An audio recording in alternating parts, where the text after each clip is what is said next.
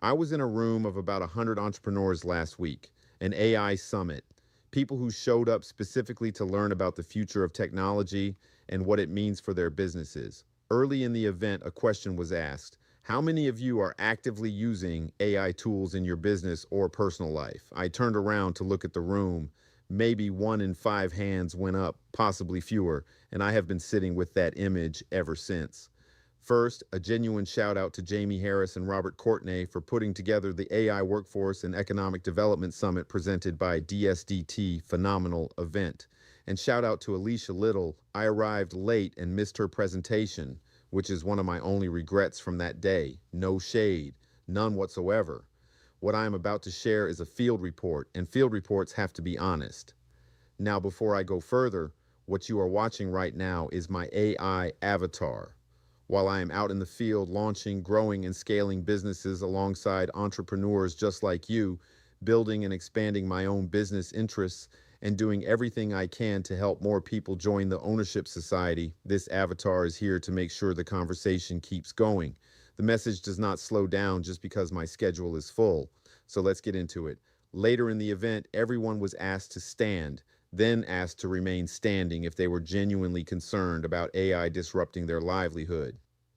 Almost the entire room sat down. Out of 100 people, maybe 10 of us stayed on our feet. It is not that everyone in that room was naive. It is that comfort can look exactly like confidence when it is actually complacency. Every mentor I have watched build something durable shared one quality: a productive paranoia, not anxiety, a watchful readiness.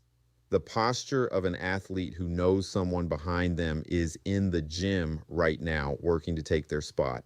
That is not fear, that is strategy. Now, let me give you some context. I was a financial advisor in 2000. I watched the dot-com bubble inflate and collapse. Most people took one lesson from that collapse: the technology was overhyped.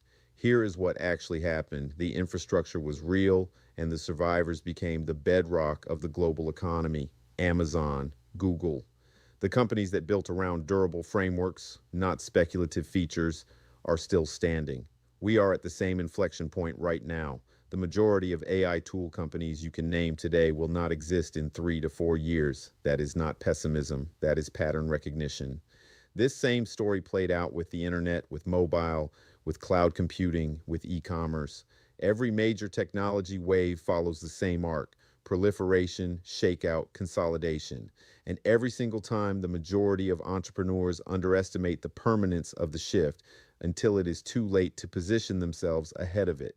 Here is the mistake I see business owners making. They are building their operations around specific tools instead of building a framework first and then finding tools that serve it. When the tool changes, and it will, they rebuild from scratch. When the framework is solid, a tool change is a substitution, not a reconstruction. The framework answers the permanent questions. What problem am I solving? Who am I solving it for?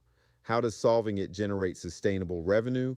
Stop asking which AI tool is best right now. Start asking what framework you need and which tools best serve it today. Now, here is the thing that disturbed me most.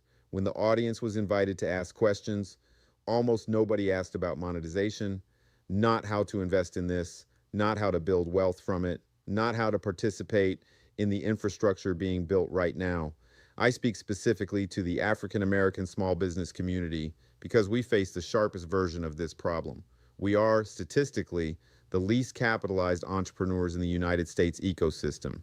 That is not an opinion. That is a structural reality. But right now, sitting in front of us, is one of the lowest barrier paths to capital creation this generation has seen. AI does not require a bank to believe in you first. It requires a framework, a willingness to learn, and the decision to move. A rising tide lifts all ships, but only if your boat is in the water. Start using the tools, not to become a technologist, but to become a more leveraged version of what you already are. Ask the monetization question deliberately.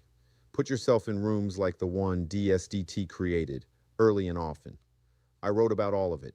The link is in the comments. Read it. Share it with someone who is still sitting down.